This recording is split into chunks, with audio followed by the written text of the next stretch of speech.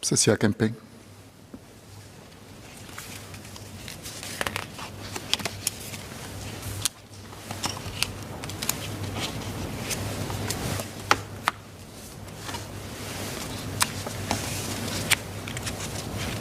I thank Ministers Chan and Desmond Lee for the answers. I think this incident has certainly shocked and disappointed many of us when we learn of it. And more so, I can imagine the staff at NParks, where I know they take great pains to strengthen and improve the green cover and green space for the country. I have 3 supplementary questions for Minister Chan. Minister Chan mentioned that JTC's... Mr. Sia, you can keep it to 2 supplementary questions so that more can ask. 3 short ones. That JTC's project manager found the wrongful clearance works on 13 Jan. And so my first supplementary question is there a schedule for the frequency of site visits by the project manager? Is it meant to be daily, weekly, or monthly? Because he discovered this on 13 Jan. Second supplementary question, the internal investigations by JTC. I'd like to ask whether will this be complemented with an investigation by external party? And my third supplementary question is that it's mentioned that a stern warning has been issued to the contractor. Stern warning to me appears quite like, what does a stern warning mean and what are the consequences? Thank you.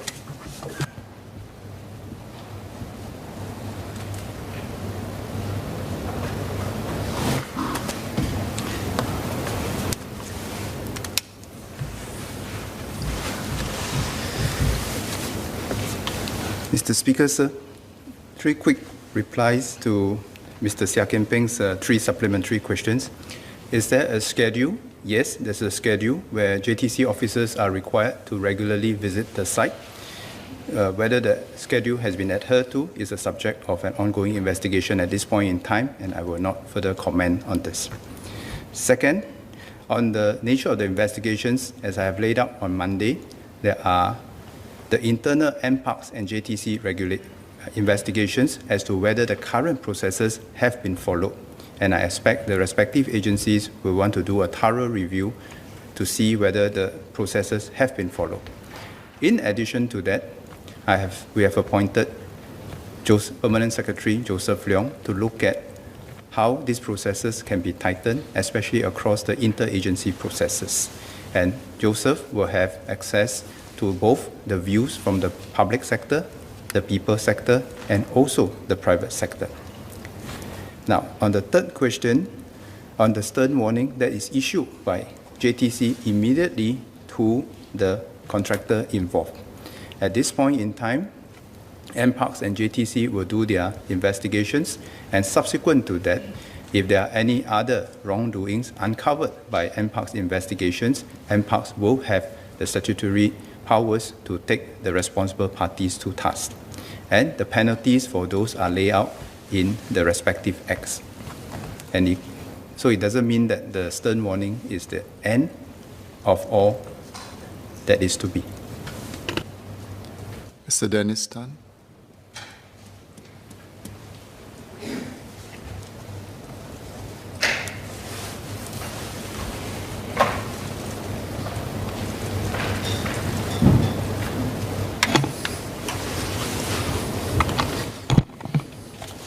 Thank you, Mr. Speaker. I have 2 supplementary questions for Minister for National Development and 1 supplementary question for Minister for Trade and Industry. I thank both ministers for your answers.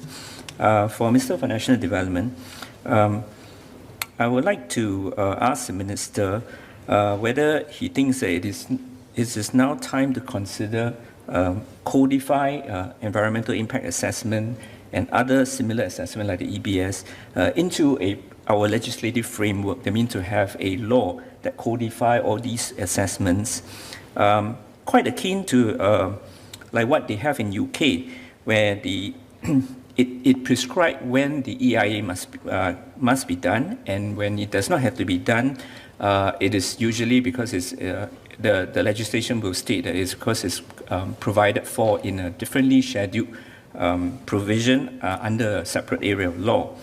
And related to this, under such a proposed framework, I would like to ask the Minister for National Development whether or not he could, in the proposed review that he's looking into, to come up with a more, to consider a more holistic approach in assessment. At the moment, it's different types of assessment that we're doing, the EBS, the EIA, and the assessment that Mr. Chan has mentioned because of the different conditions. So I wonder whether we can have a more holistic approach. And I say this because, for example, in this case, both ministers mentioned about scrub land, this Kranji woodlands being a scrub land. And Mr. Dennis Tan, if we can keep the supplementary questions short. Because a number of members would like to ask supplementary questions. Mr. Speaker.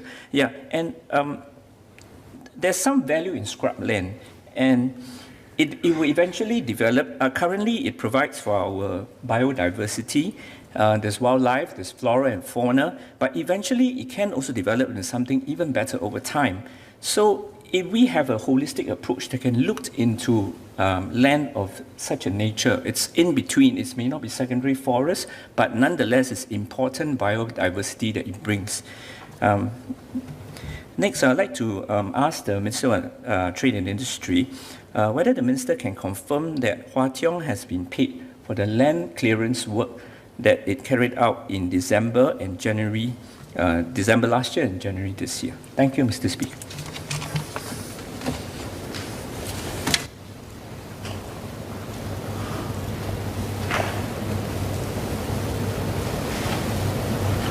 I thank the member for the questions. I'll address questions he's asked about the EIA framework, and then my colleague, Mr. Chan, will respond.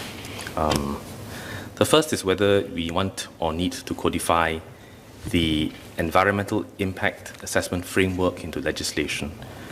Now, I think we need to see what the framework is in place currently today, right, as augmented by recent developments, both in June last year and October last year, as well as the plans that we have going forward.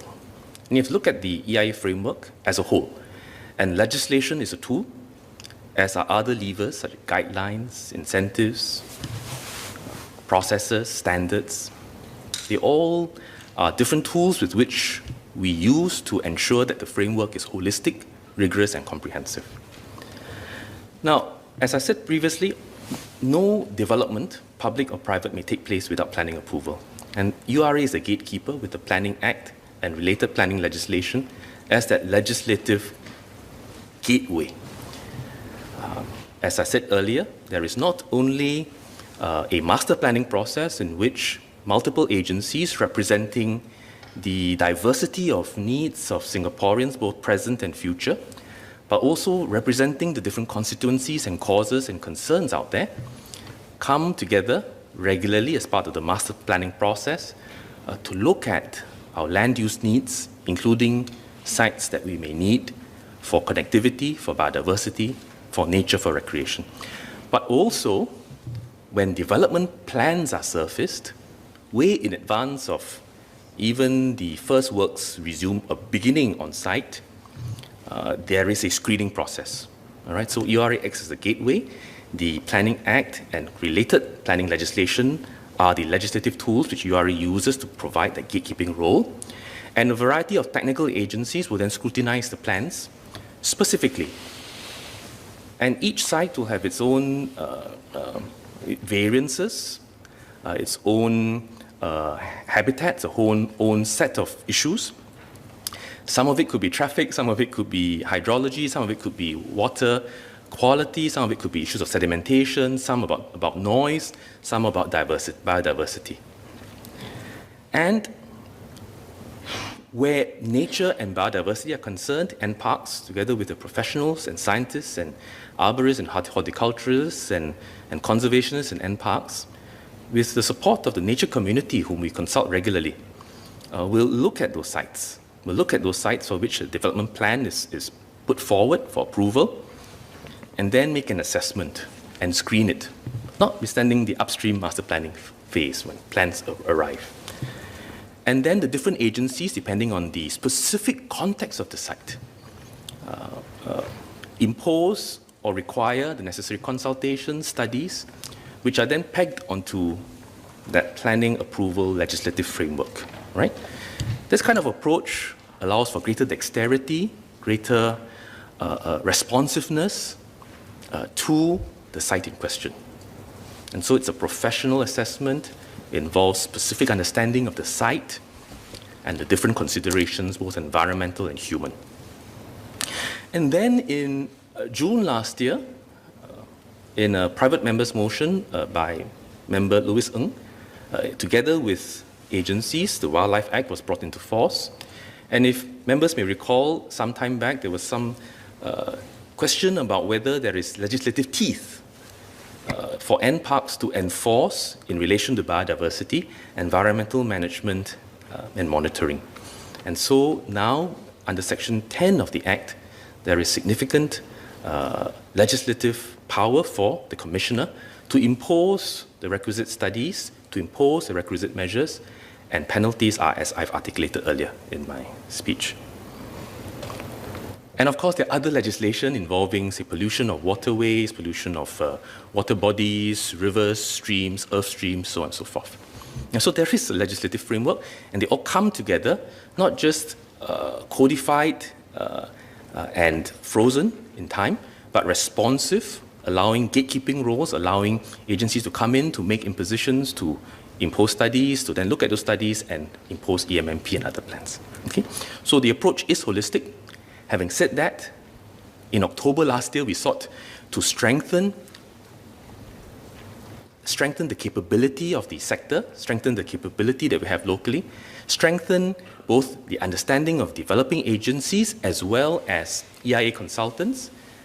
Our nature community tell us that actually what needs to be done is we need to bootstrap up the standards and ensure consistency in our biodiversity impact assessment capability, and hence a very comprehensive approach in our new BIA guidelines, which were launched in October last year. I'm not quite sure how you can codify something like a BIA guideline, which will be used across different agencies, because it is very comprehensive from a scientific basis, looking at different habitats. So when there's a mangrove habitat, whether it's intertidal, whether it is secondary forest, whether it's scrubland, whether it is mature forest, whether you look at benthic habitats, all these are specifically set out in very detailed guidelines put together by conservationists and in deep consultation with our nature community. And of course, when development is about to begin and is in progress, there are powers under the Parks and Trees Act, power to require a tree and flora survey, for which then you can decide whether to grant approval for the clearance of trees or the salvage or the conservation in situ of trees on site of significance, as well as under the Wildlife Act, the imposition of EMMPs, as well as fauna surveys. Can I also request that the ministers keep their responses as succinct as possible? Thank you. Mr. Speaker, sir, the answer to Mr. Dennis Tan's question is no. Hwa Tiong has not been paid for the works, the over clearance in January and December. Thank you. Mr. CIO Chen.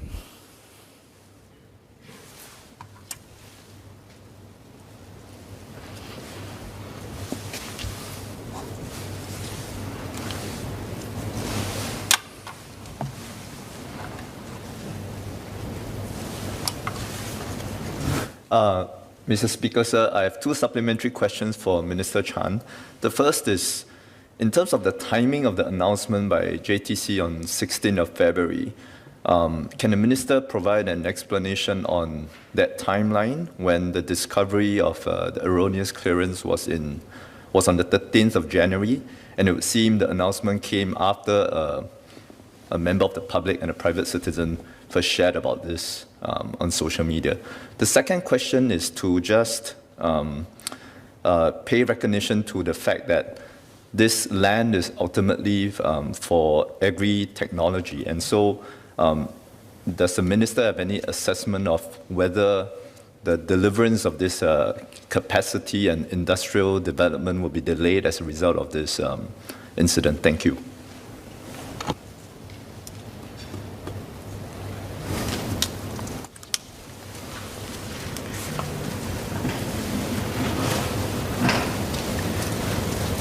Mr. Speaker, sir, to the first answer to the first supplementary question, the error was discovered on the 13th of January, and immediately the stop work order was given to the contractor on the ground. Internal investigations within JTC commenced at any point in time, and all the way, and sorry, let me say that again, investigations commenced immediately within JTC. We made the information public in February, on the 16th of February, as Mr. C.L. Chun said, because there was public interest in this. As a general rule, as to when we make investigations public, a few considerations will have to be taken into account. First, will it affect the nature of the course of the investigations? Will it prejudice the course of the investigations? Number two, the nature of the incident and which aspect of it will be of public interest. I think our focus from January to February within JTC was to make sure that they can conduct the investigation thoroughly and fairly without prejudice to the parties concerned.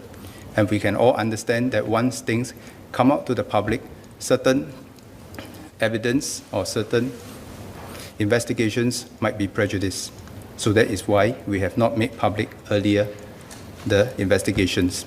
But when there was public interest in this, we were also careful to make sure that we come out quickly with the facts that we have established so that the public do not need to speculate, so that we can proceed with the investigations. On the second point as to whether there will be a delay in the execution of the projects, there will already be a delay in the execution of the project because of COVID-19. Now, we will complete the EMMP study, and then we will consult the necessary stakeholders, and then we will try to progress the projects as originally planned in order to deliver not just the economic benefits, the jobs, the food resilience, but also to deliver as part of the master plan the environmental enhancement in the area that will allow us to enjoy the place, live in the place, work in the place, and play in the place. Thank you. Mr. Yip Hon Wing.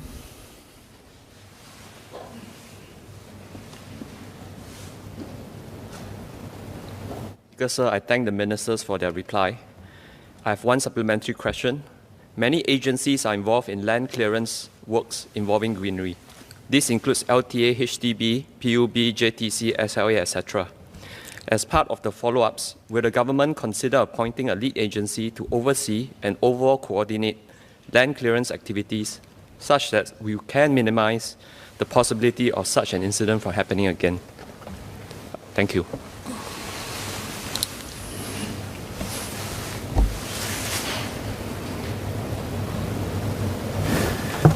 Mr. Speaker, sir, I thank Mr. Yip Hon Wing for your observations and suggestion.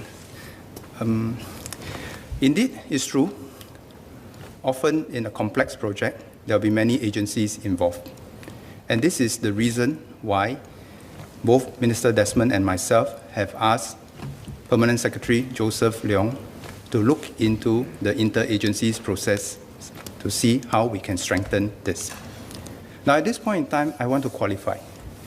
When we say strengthen the process, we mean to make it better, we mean to streamline it, and it does not necessarily mean that we must add on more processes. If I may seek your indulgence, Minister, I grew up in the SAF.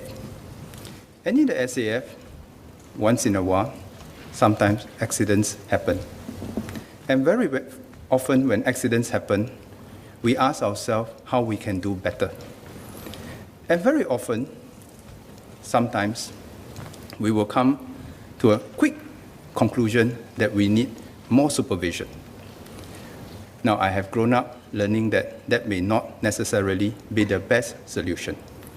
Because when more parties get involved, ultimately, who is responsible? If a soldier did not do his job well, we asked whether there were factors that affected his concentration, whether his training was adequate, or whether there were other complicating factors. When a supervisor did not do his job well, we ask the same questions. And at the end of the day, we want a streamlined processes we want a streamlined process whereby there are clear lines of responsibilities for each of the parties involved in any complex project. And that is what Joseph, Permanent Secretary Joseph, will help us look into. So I thank Mr. Ip Hon Wing for your observations, and indeed, we should be careful that in trying to improve the processes and streamline the processes, we do not unnecessarily add on processes that might either diffuse the responsibility or make project coordination even more difficult going forward. And as we know, the contractors currently working on ground are already facing various kinds of challenges, from adhering to regulations to the challenges posed by COVID. And we should all try to come together to see how we can streamline the processes, to improve the processes so that everyone is clear about their lines of accountability. And if I may just add, there will be many diverse interests in a complex project like this. There are developmental interests, there are contractors' interests, there are environmental groups' interests. And in all that we do, we seek to find a balance amongst all these interests, and so that as much of the interests can be accommodated as possible. And that is how we will move forward. So it's not either one or the other, it's not binary. It is always about working together to find the best way forward so that we can achieve multiple objectives, from environmental protection to development. They are not mutually exclusive. Ms. Cheryl Chan.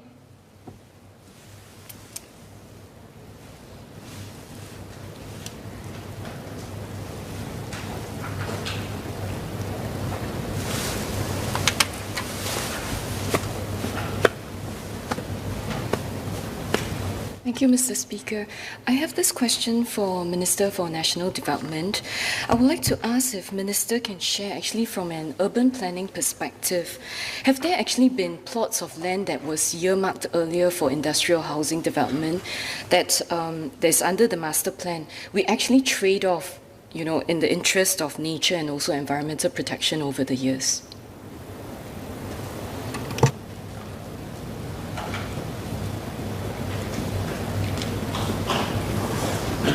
The answer is yes.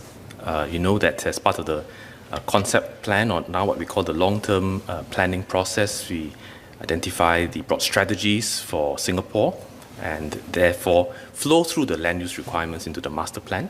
And agencies come together to look at the different sites, look at the needs that they have for housing, recreation, healthcare, nature, conservation, for heritage, so on and so forth. And then they work out the master plan, which is then exhibited and publicly consulted on, including by specific stakeholders and interest groups. But having said that, over the years, this is not a static process, but it's an iterative process, a dynamic one, because our land use needs, our population needs, our natural spaces also evolve and change, and therefore we have to be flexible and nimble and agile and continuously relook at our master plan. And therefore, as I said in my presentation earlier, there have been sites which have been zoned for other uses, but which, after discussion between agencies, after the use of scientific approaches, have had their plans changed, and agencies forego their initial intentions for that land. So, for example, where the Kranji site is, it was once railway land. The parcel was made complete by the agreed rerouting of the rail corridor, but then JTC then decided to put it back in again because they felt that it was important to have that within an agri-food innovation park in consultation with NParks. But just further north is the Mandai Mangrove and Mudflat, which is a key habitat that's ecologically linked to Sungai Buloh Wetland Reserve, and also important as part of the East Asian Australasian flyway, right, for migratory birds. And what was therefore originally planned and gazetted for industrial purposes has been changed to a nature park. Likewise, a little further east would be Sungai Khatib Bongsu, Once it was for prawn farming and fish farming, as well as housing, kampong, and some human use. Subsequently, kept fallow for future development, specifically housing. And those plans were foregone after we evaluated the site and decided to keep it for nature areas. Mr. Gerald Yam.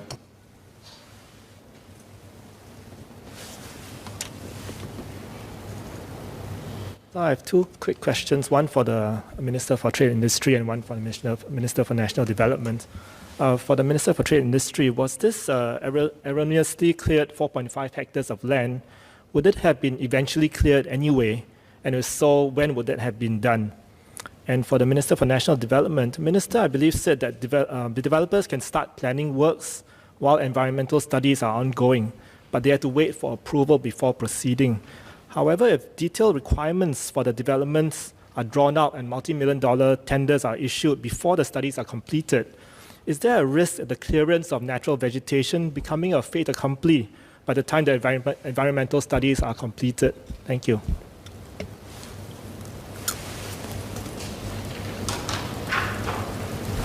Mr. Speaker, sir, the answer to Mr. Gerard Yam's question is that if you refer to the slide, there is a plan for AFIP.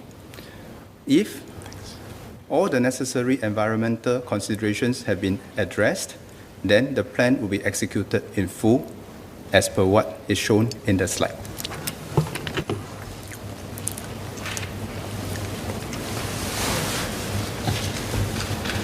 I think the member makes a very good point. Our position from a regulatory and planning point of view is that works cannot begin until necessary approvals have been obtained. And this may require detailed studies. But ultimately, the developer has to make a call whether they wish to proceed to call those tenders. And if so, then they run the risk of having to make major adjustments along the way. Mr. Lewison.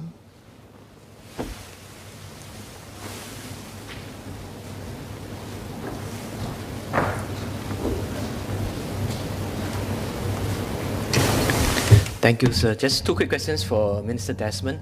One, I think Minister mentioned about the EIA guidelines earlier. Could I just ask whether these are just guidelines or they're mandatory for developers to follow? Two, I do hope we can codify the current EIA framework into law, because I think that will send a strong signal that we take the protection of forests seriously here in Singapore.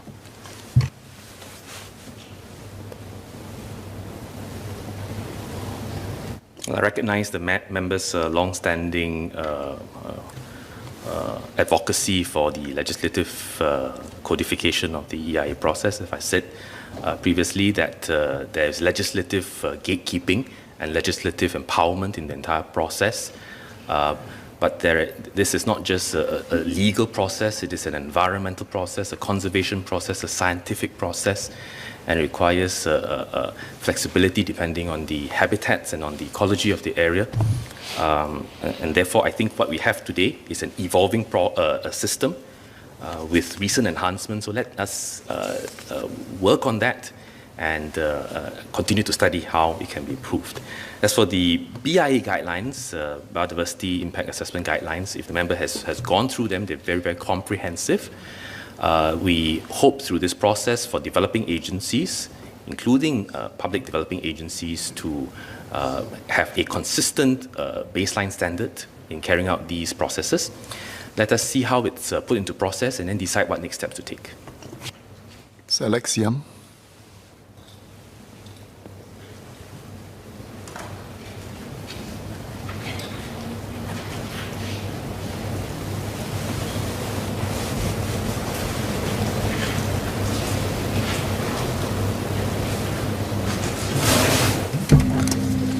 Thank you for obliging, Mr. Speaker, sir.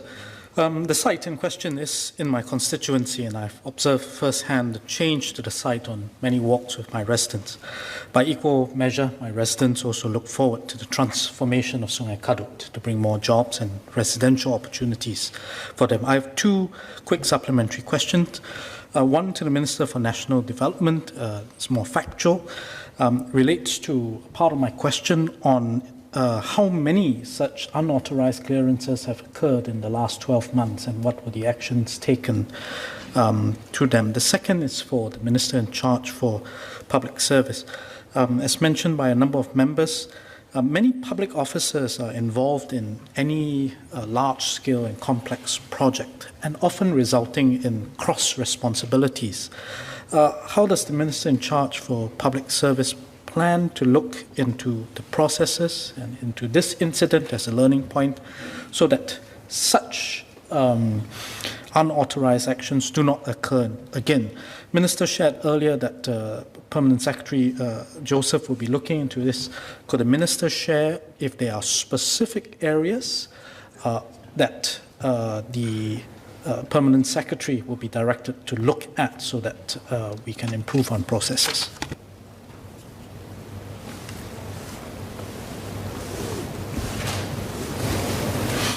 Over the last 12 months, NParks did not take action or did not have to take action for unauthorized tree clearances as part of development works. The last case that NParks pursued was in 2019.